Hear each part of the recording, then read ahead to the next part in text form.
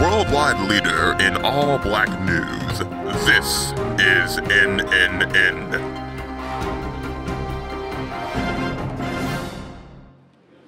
Hello, and welcome to Natural News Nightly, your source for everything affecting the black community. Not black?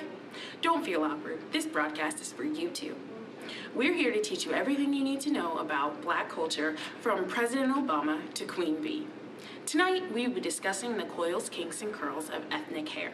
African American hair has become a hot topic over the last few years. With the explosion of the natural hair movement, women have been throwing away their straighteners, forgoing the creamy crack, and embracing their hair the way it sprouts out of their heads. But has the workforce adapted to this revolution? Some employers are still on the fence. They believe these new styles are akin to nose rings and tattoos and are overall unprofessional.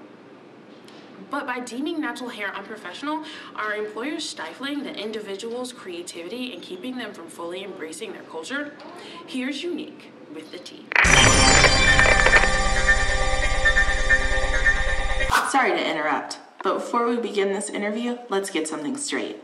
Now, in this episode of Natural News Nightly, you will hear a few terms that might be unfamiliar to you, but with me, your guide, you'll be firing off that lingo in no time. We can take you from natural novice to naturalista in just minutes. So let's talk the basics. Natural hair for people of color tends to be nearly the exact opposite of Caucasian hair. But first, we need to talk about a little-known oil produced by hair follicles called sebum. This oil is how the human body coats and protects its hair as it grows. It keeps the hair strong and moisturizes it as it travels down the shaft of the hair over the course of the day. Because the average Caucasian person has a looser texture of hair, the sebum will travel down the hair shaft faster, making it look oily. The average person of color's hair is so kinky in texture that this oil takes a lot longer to do its job. So while the average white woman washes their hair 4 to 7 times a week, the necessary procedure to wash natural hair is 1 to 2 times every 2 weeks. In fact, we actually need to moisturize our hair because the sebum produced won't do the job as quickly as we need it to. This also means that black hair needs to be protected from the elements, since the sebum produced cannot do its job as efficiently while fighting the elements from the weather. Along with fighting these elements, one may feel the pressure to make their hair more manageable by getting a relaxer. Similar to perms, which make European hair curlier, relaxers in fact give the opposite result by leaving the hair that was once curly straight. Glad we got that cleared up. Now back to your program. Thanks, Sydney. The coarseness of the curl and the mane-like features that is apparent when black women wear their hair natural is a controversial topic and has been one since the conception of our nation. And let's be honest, it's true. Black women's hair is a hard concept to grasp, let alone comb through. But that is no reason for there to be discrimination against it. The aspect of employers restricting employees from specific hairstyles has been overlooked.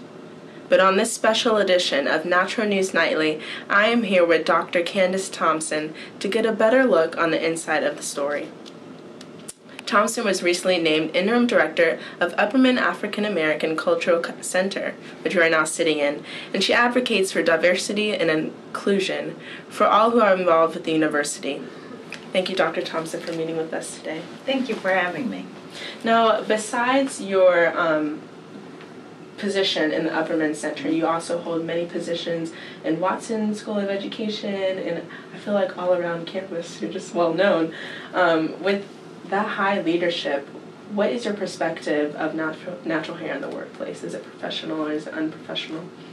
I think it is absolutely professional. I've certainly been in different places where black women have worn their hair in these beautiful, elaborate styles that I find highly professional.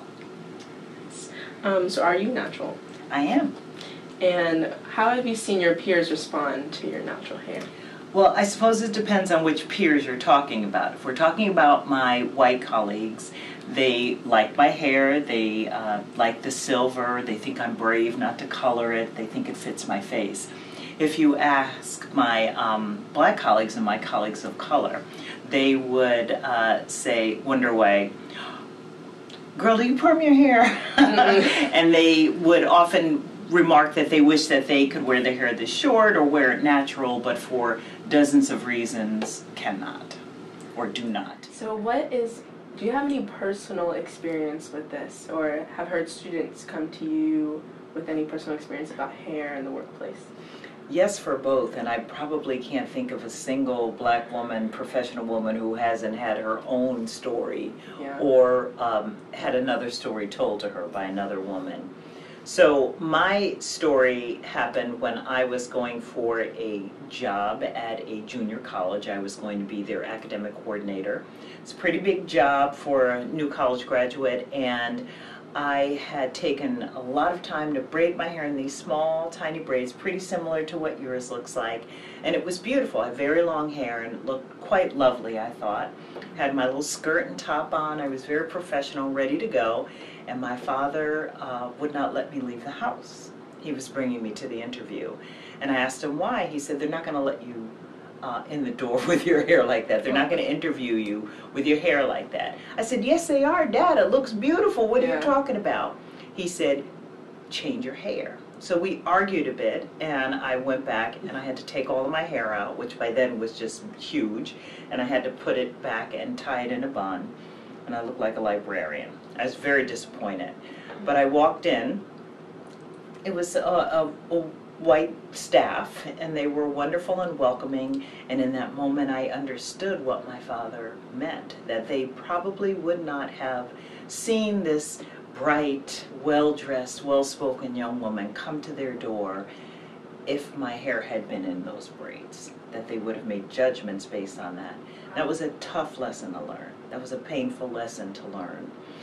In another story, even now, in this position, I have the good fortune of coming into contact with lots of African American students, and one of our students was going to apply for an internship position, and she was going to meet them, and she wears her hair in this big, beautiful, bold, here I am style, natural style, and lovely, beautiful young woman, and really had great anxiety over what she should do with her hair when she met the people where she'd be interning. She was nervous that she wouldn't be accepted as professional. And these are difficult things for young women to have to do, that we have to surrender some part of ourselves to belong, that the skills that we bring, the talents that we bring are overshadowed by the hair that we wear. And that's not a fair sacrifice. That's not a fair exchange. Well, thank you so much, Dr. Thompson. It has been a pleasure to speak with you today, and I'm sure this is going to bring so much awareness to people out there. Well, thank you for having me. Well, there you have it, folks. My name is Unique Browder, and this is this week's Natural News Nightly.